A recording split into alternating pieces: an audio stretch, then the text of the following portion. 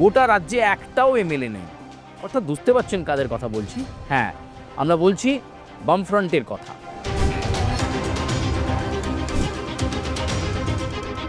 তাদের কি পরিকল্পনা এই মুহূর্তে রয়েছে শূন্যতা কাটাতে? সিপিএম ঠিক কি করছেন? ৫ জন সিপিএম লিডার, তাদের কথা মনে রেখে ৫টা আলাদা কর্পোরেট টিম তৈরি করে ফেলল সিপিআইএম। সিপিএম এর প্রচার ধারা কি হবে এবার কিন্তু তারা এই ৫টা টিমের সার্ভে রিপোর্টের উপর নির্ভর করবে। নমস্কার, আমি সুচারু।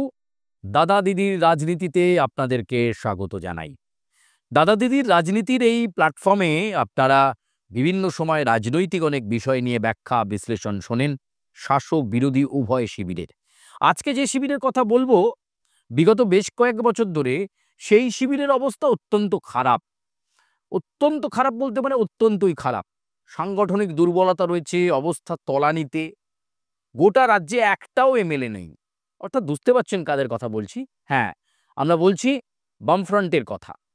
অর্থাৎ এই যে শূন্যতা এই মুহূর্তে রয়েছে, বিশেষ করে বামফ্রন্টের বড় শরিক সিপিআইএম, তাদের শূন্যতা কাটানোর একটা প্রচেষ্টা, সেই নিয়েই কিন্তু আজকে দাদা দিদির রাজনীতির এই প্ল্যাটফর্মে আমি বলতে এলাম যে তারা কিভাবে শূন্যতা কাটিয়ে আগামীতে এগোবেন। তাদের কি পরিকল্পনা এই মুহূর্তে রয়েছে শূন্যতা কাটাতে? সিপিএম ঠিক কি করছেন? আপনারা জানেন যে 2021-এর বিধানসভা নির্বাচনে প্রশান্ত কিশোর, তাকে হায়ার করে তৃণমূল কংগ্রেস এবং IPAC, Indian People's Action Committee, এই সংস্থা, সেই সংস্থাকে বাজারে নামিয়ে দেন প্রশান্ত কিশোর এবং কি ধরনের কাজ করলে তৃণমূলের দিকে ভোট শতাংশ বাড়ানো যায় সেই পরিকল্পনা করে এবং অত্যন্ত নিবিড়ভাবে এই আইপ্যাক কাজ করে। বিভিন্ন নতুন নতুন প্রকল্প উঠে আসে। এই যেমন ধরুন না স্বাস্থ্যসাথী প্রকল্প, বা যেমন ধরুন না লক্ষ্মীর ভাণ্ডার প্রকল্প, কন্যাশ্রী প্রকল্প, এরকম বহু প্রকল্পের আইডিয়া কিন্তু এই আইপ্যাকের পক্ষ থেকে দেওয়া হয়েছিল তৃণমূল কংগ্রেসকে। যদিও এই এজেন্সিকে দিয়ে সার্ভে করানো বা কি প্রকল্প করানো যেতে পারে, যে এই প্ল্যানিং বা স্ট্র্যাটেজি তৈরি করা তৃণমূল কংগ্রেসের, এটা নিয়ে সেই সময় কিন্তু অনেক সিপিএম নেতা বলা যেতে পারে তৃণমূলকে কটাক্ষ করেছিল এবং বলা হয়েছিল যে একেবারে পয়সা ছড়িয়ে এজেন্সি নির্ভর হয়ে গেছে তৃণমূল কংগ্রেস। কিন্তু এবার সিপিএম এর ক্ষেত্রে কিন্তু এই ধারা দেখা যাচ্ছে। যেটা আমরা জানতে পাচ্ছি, ৫ জন সিপিএম লিডার, তাদের কথা মনে রেখে ৫টা আলাদা কর্পোরেট টিম তৈরি করে ফেলল CPIM, communist party of India, Marxist. একদিকে বুদ্ধদেব ভট্টাচার্যের নামে একটি টিম, একদিকে অনিল বিশ্বাসের নামে একটি টিম, আরেকদিকে সীতারাম ইয়েচুরির নামে টিম, এবং এছাড়াও আরো 2টি টিম। মোট 5টা কর্পোরেট টিম তৈরি করা হলো। এই টিমের মধ্যে কিন্তু বিভিন্ন এক্সপার্টাইজরা রয়েছেন, যারা ফিল্ডে বেরিয়ে পড়বেন এবং এই সিপিএম এর দিকে জোয়ার আনতে গেলে, এই শূন্যতার গেড়ো কাটাতে গেলে কিভাবে, কোন স্ট্র্যাটেজি নিলে সিপিআইএম সমৃদ্ধ হবে, ভোট শতাংশ বাড়বে এবং কি নির্বাচনী প্রতিশ্রুতি সিপিএম দিতে পারবে, সিপিএম এর প্রচার ধারা কি হবে, এবার কিন্তু তারা এই 5টা টিমের সার্ভে রিপোর্টের উপর নির্ভর করবে।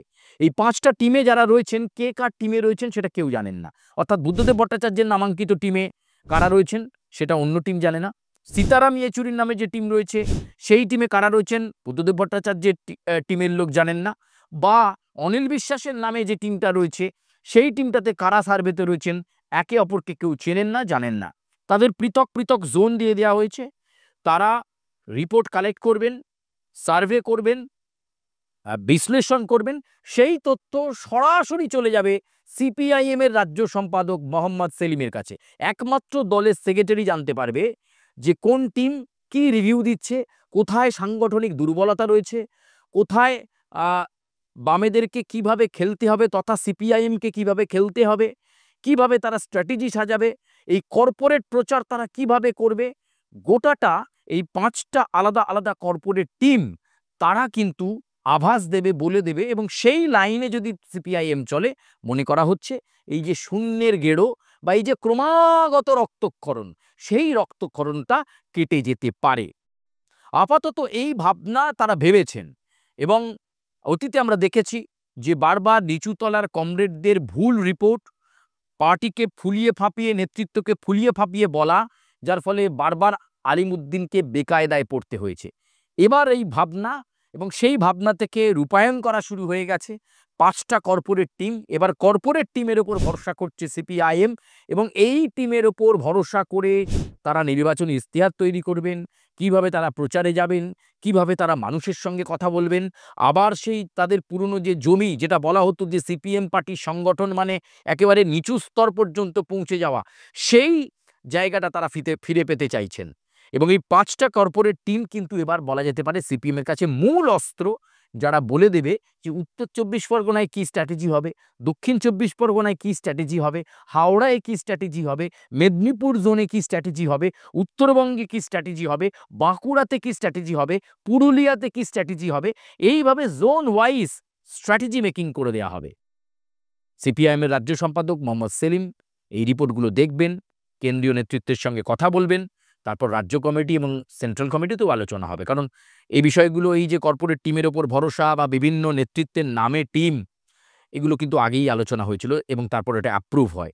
ফলে এই মুহূর্তে দেখার যে এই কর্পোরেট নির্ভর সিপিএম কতটা রাজনৈতিক সাফল্য তুলতে পারে ২০২৬-এর বিধানসভা নির্বাচনে। শূন্যের গেরো কাটিয়ে, ক্রমাগত রক্তক্ষরণ কাটিয়ে তারা কি আবার মানুষের পাশে থাকতে পারে, অর্থাৎ আসন সংখ্যার নিরিখ কি বাড়াতে পারবে, ভোট শতাংশ বাড়বে, সেটাই কিন্তু বলে দেবে সময় এই পরিকল্পনা কতটা বাস্তবায়ন দিল। আপাতত দাদা দিদির রাজনীতিতে আমি সুচারু বিদায় নিচ্ছি। তবে নিশ্চয়ই আপনাদের এই প্ল্যাটফর্মে আরও বিভিন্ন রাজনৈতিক বিষয় নিয়ে আপনাদের সঙ্গে খোলামেলা আলোচনা হবে।